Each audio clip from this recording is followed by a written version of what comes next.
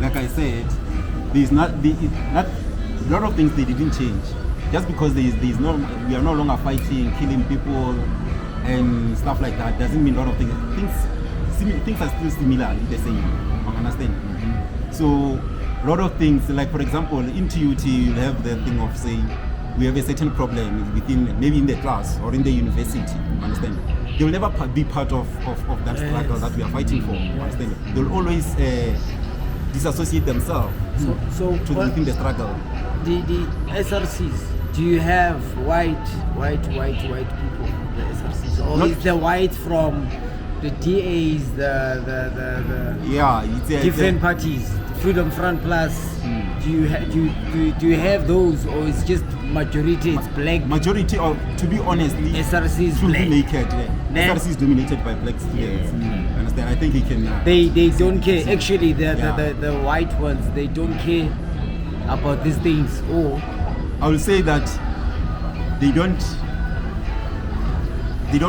like support or our struggles. Understand? Okay. It's like, bro, it's like saying that's your struggle. Don't interfere with me. Understand, Commander? It's like that's your struggle. We have our own. Understand? Like, you understand what I'm saying? It only happened in the SRC does. It's happening in universities, and it's fighting for black students to get everything in order in the university. So the whites that don't want those black people there. Yeah, the whites that are there, they are basically fine with everything. Their school fees are paid, their registrations are paid, their accommodations are paid. So the black child is struggling underneath. So it's privilege. It's creating the two worlds right there, education. Yeah. And that's what we say in America. Like you're bringing them up.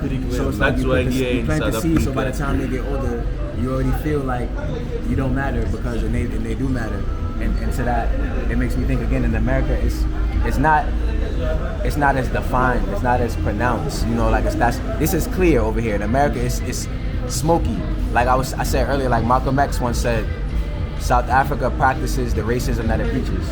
America says that it's kumbaya and that it's a classless society or no racism, but it really is racism because they're lying. But here again, they're honest. It doesn't make it better, but it's so you can see it. Again, like I said, as an outsider, you can see it.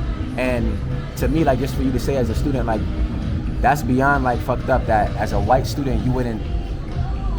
Obviously, you're not black, but you are in the spaces with the black people. You benefit from everything that black people do. You want to dance to black music. You want to buy black clothes. You want to be. Most of these people, even if they're saying that they hate us, they're having sex with somebody brown, whether it's a man or a woman, right? They're buying drugs from somebody brown, whether it's a man or a woman. So the idea that they don't like black people, but then again, like they're gonna watch you struggle, and then they're never gonna speak up. Like to me, the issue would be solved if you had the white people speak up. But again, maybe that's just naive thinking. I'm not, this is not me with a cape, like saying, oh, I have the answers. This is me. This is my mind just thinking, like, because again, from the American context. But then again, using that, maybe again, I just had my own answer. When the white people said that they were standing with black people in America, again, that was fake. Like they say it, but again, it's like it doesn't mean that it's gonna be equal. So they say it, but they don't show it. Right. They say so it could be worse. So the news could say it was said, but they don't have to do anything. They don't have to live it. They don't have to think it. They don't have to feel it. Like it doesn't have to be real because we said it, so we put it on paper. We put the minutes. So when they have the meeting, we said it was equal.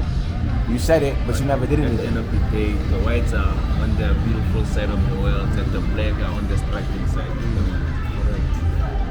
Correct. I also think that in essence,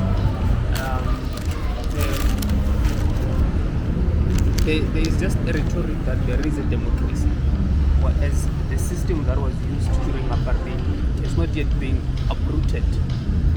Blacks are just included here and there, and it's strategic. It's not like it's inclusion for freedom. It's inclusion for injection.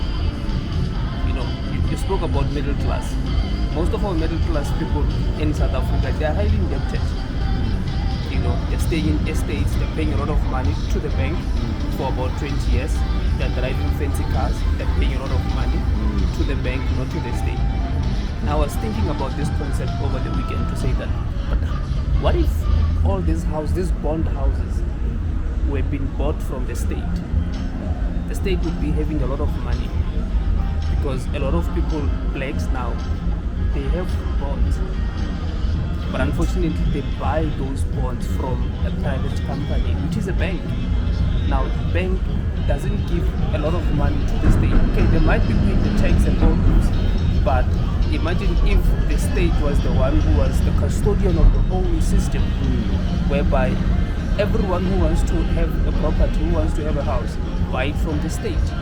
Now you pay that money. It's gonna be cheaper.